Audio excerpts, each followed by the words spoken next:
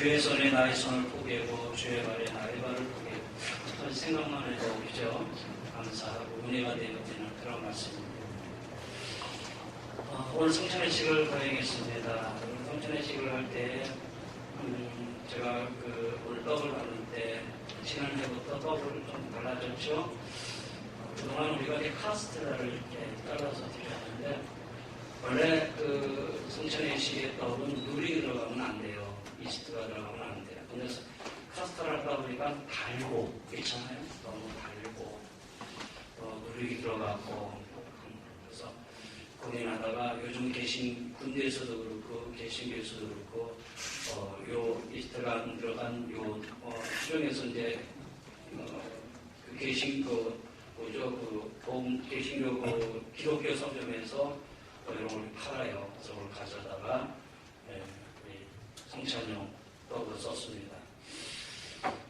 생각해서는 그냥 밀가루에다가 소금만 잠깐 넣고 그냥 쪄내서 그죠? 있는 그대로 쪄내서 쓰는 대로 사용하면 좋지 않을까.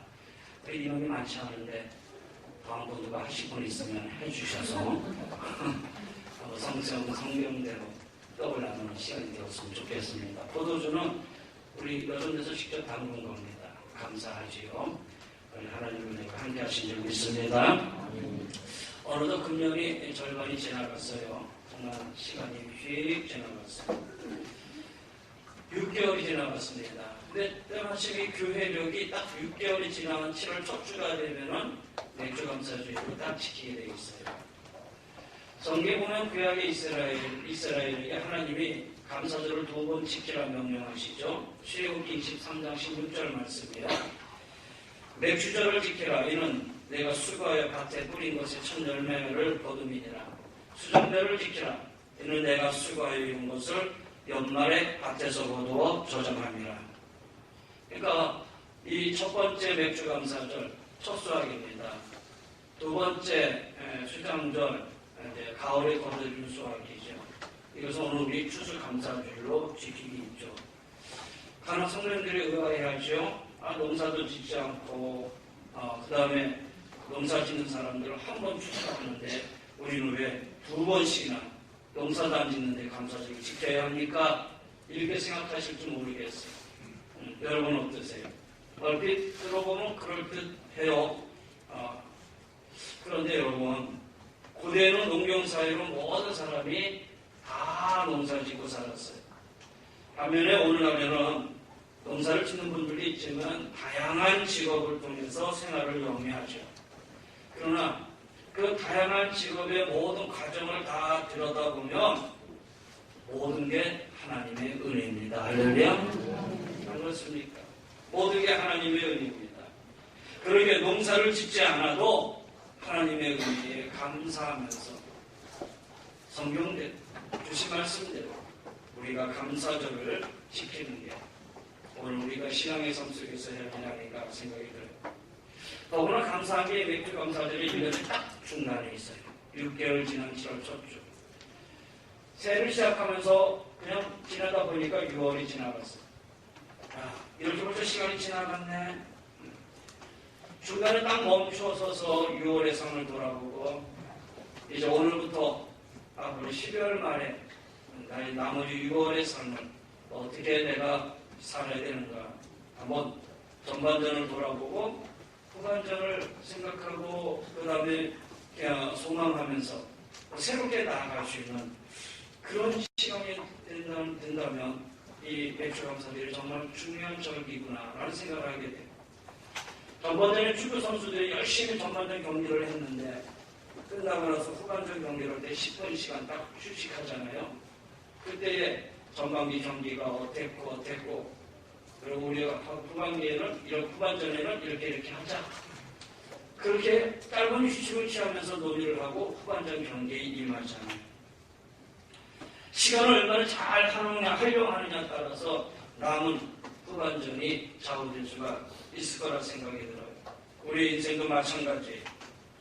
맥주감사절을 통해서 짧게는 남은 반년, 6개월, 길게는 남은 나의 반생, 거기에 대비할 수 있는 그런 시간이 된다면 오늘 이 시간은 정말 중요하고 귀중한 시간이다 생각이 들어요. 그렇다면 이 하프타임에 이 짧은 이 시간에 우리는 무엇을 해야 될까? 여러분 두 가지를 하시면 됩니다. 첫째는 지난날을 회고하고 회개하는 마음을 가지세요. 두 번째는 감사하는 마음을 가지세요. 회개는 지난 실수를 극복하고 새로운 미래로 나아가는 것이 회개입니다.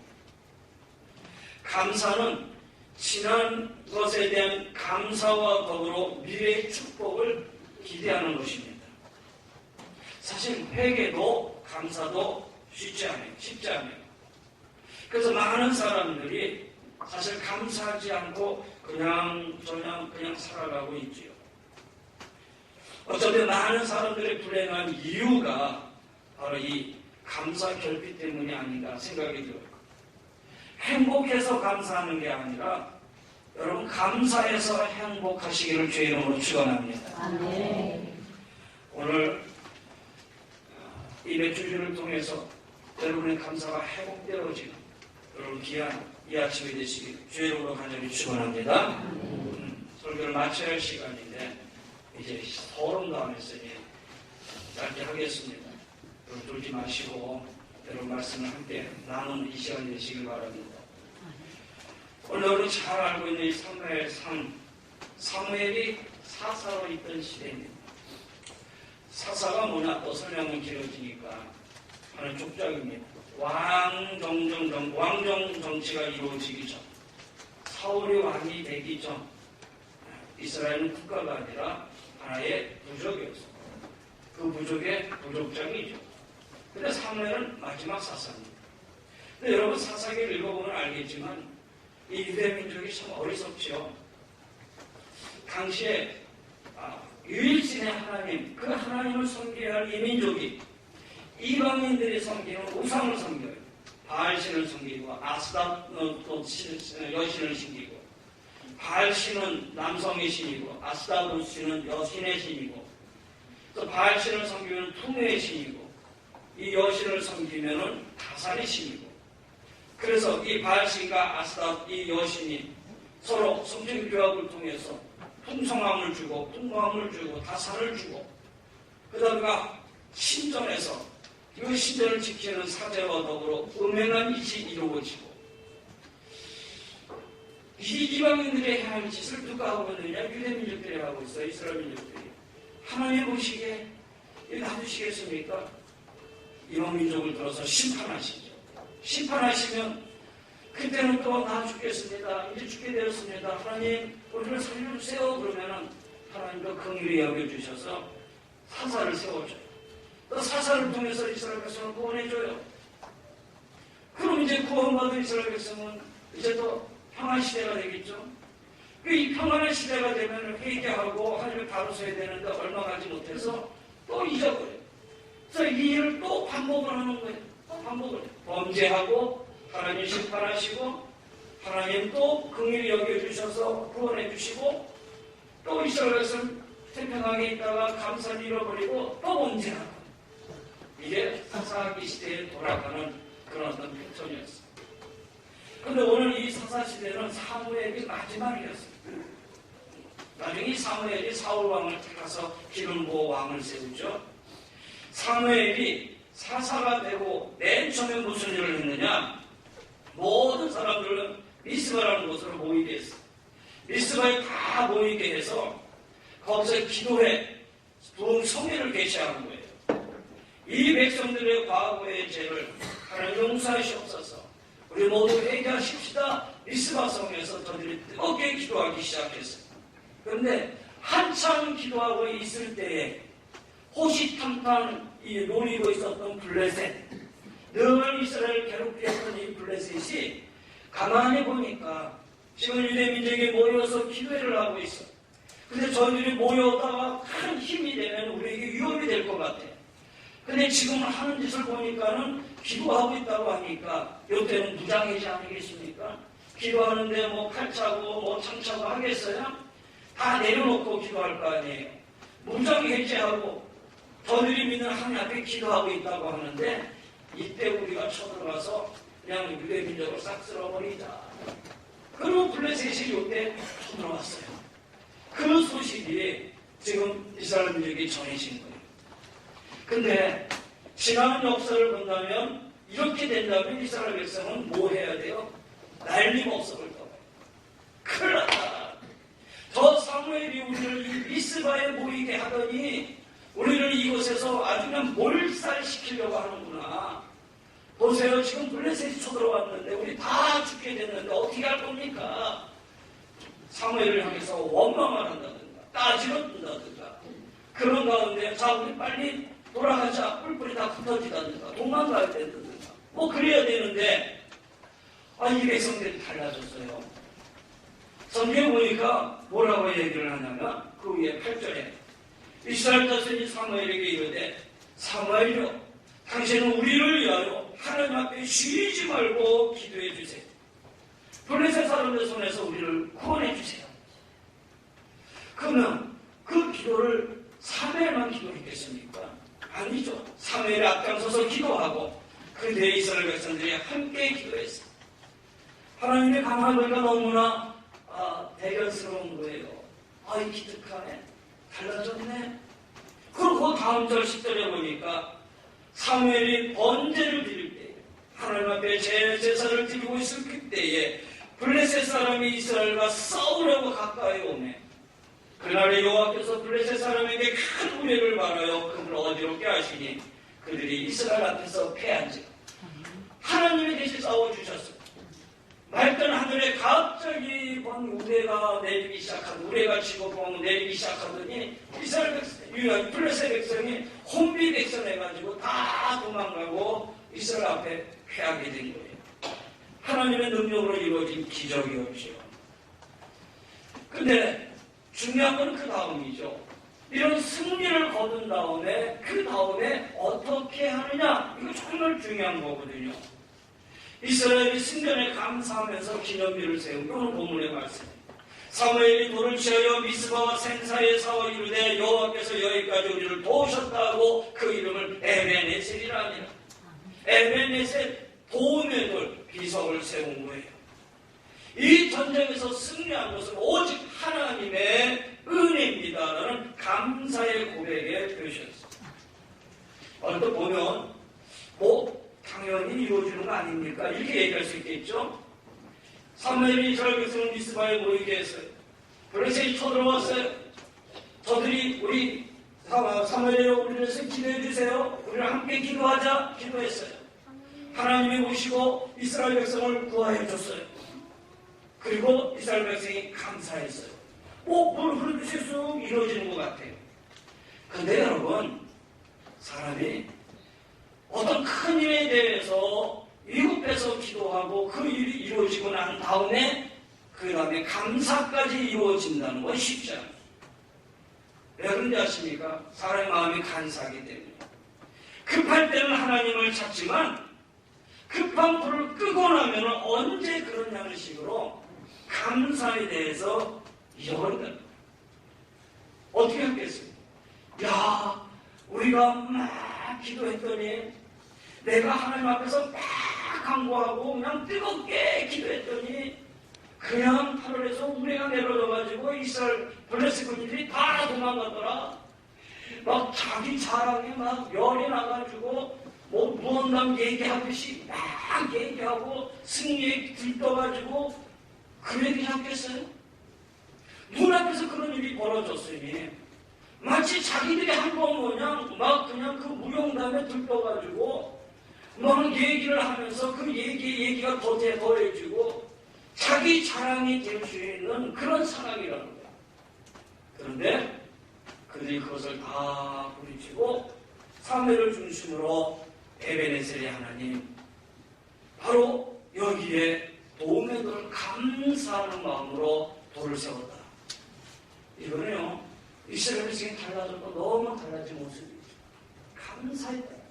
감사했다. 그럼 여기서 끝납니까? 감사하고 났더니 그래 그러고 끝났느냐? 그게 아니에요. 그 다음에 보세요.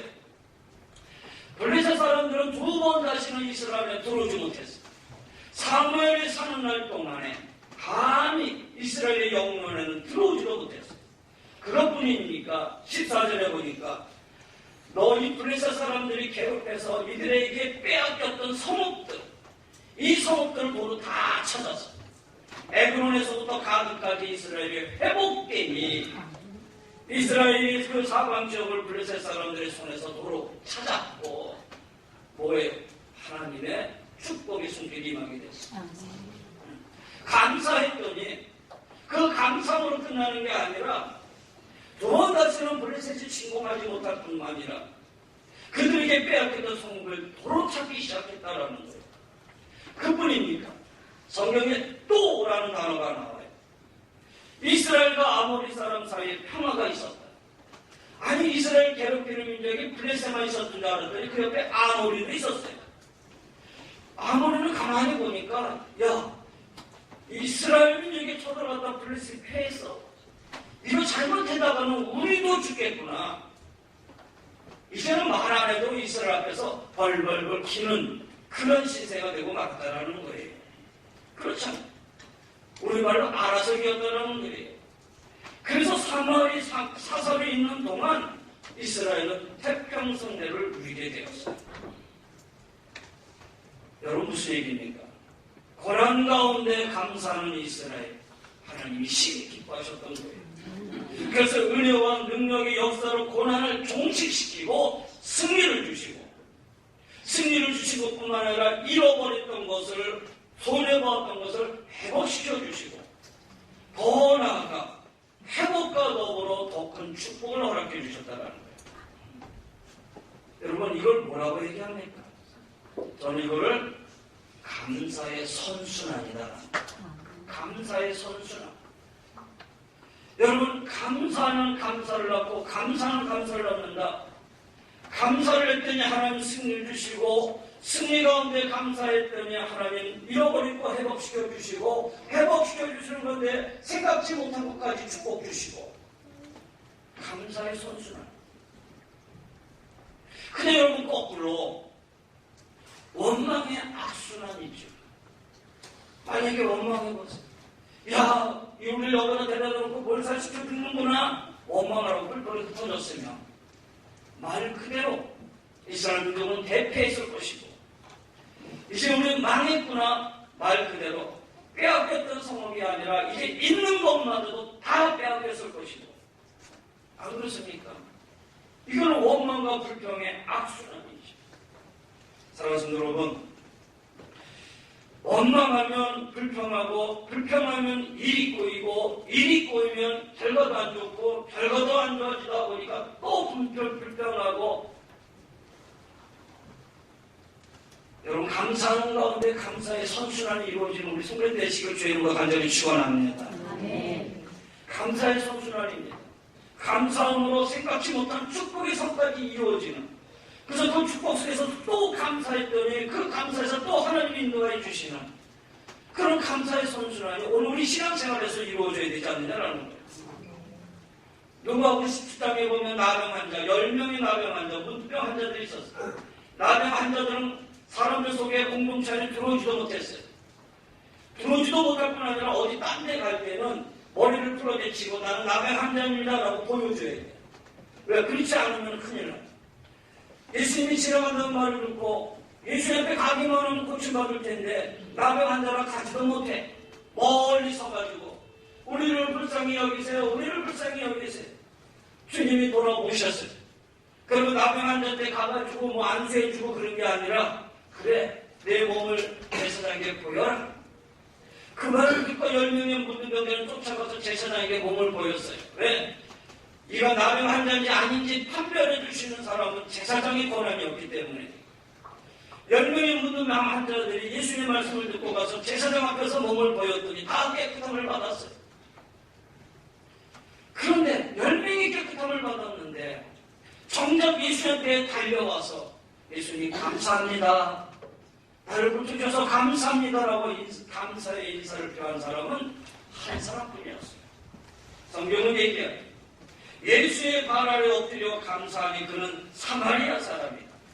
예수께서 대답해 이르시되 10사람이 깨끗함을 받지 않았느냐? 그 9은 어디 있느냐? 9은 다 가버렸어. 한 사람이 와서 감사했더니 육체의 감사뿐만 아니라 내 영혼이 구원되었느니라. 그 영혼까지 주님은 구원시켜 주셨어. 축복이죠. 감사했더니 영혼까지 구원받는 그런 축복을 얻게 되었다는 거예요.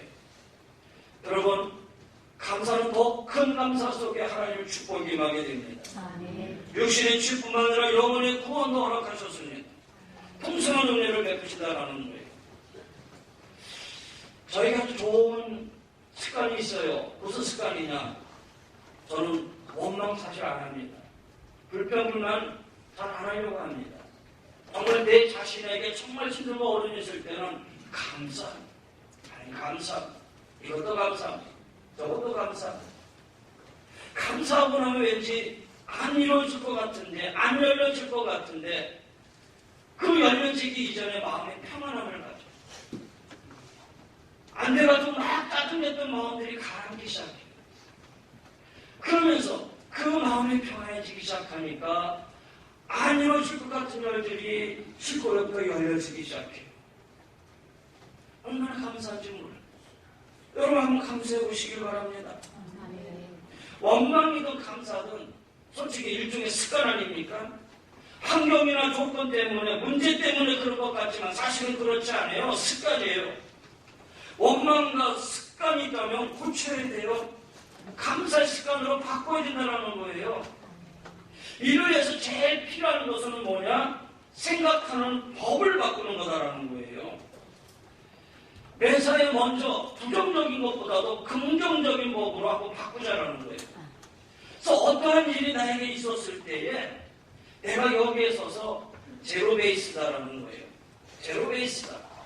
여러분, 제로 베이스다라고 생각하고 시작하면 감사하지 못할 게 어딨냐라는 거죠. 그러면 감사하게 되는 거예요. 감사의 생각이 계속되면 감사의 습관이 되고 감사의 인격이 되고, 그러면 어떻게 돼요? 결국 감사의 선순환이 이루어지게 되어 있다는 거예요. 감사의 선순환이 이루어지면 고난이나 저주가 사라지게 되겠죠? 그리고 오늘 말씀 주신 것처럼 축복된 인생이 되지 않겠어요? 자, 이제 말씀을 정리할게요. 여러분, 그 전에 이지선 그 자매라고 버스 타다 보면 버스에다가 지선아 사랑해 뭐 이렇게 써 있었던데, 여러분 잘 알잖아요? 이지선이라는 자매가 있었는데 여대생이죠. 차를 타고 오빠랑 차를 타고 가다가 육중 충돌이 일어나가지고 차에서 화재가 발생해서 온몸에 화상을 입습니다. 상대방 운전자는요 만취된 상태다. 술 먹고 운전하시면 안 돼요. 정말 조심하셔야 돼요. 정말 조심해요.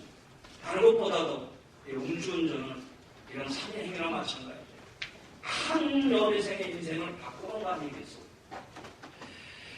손가락에 10개 중에서 8개를 잘랐어. 화상대 2개뿐이 없어.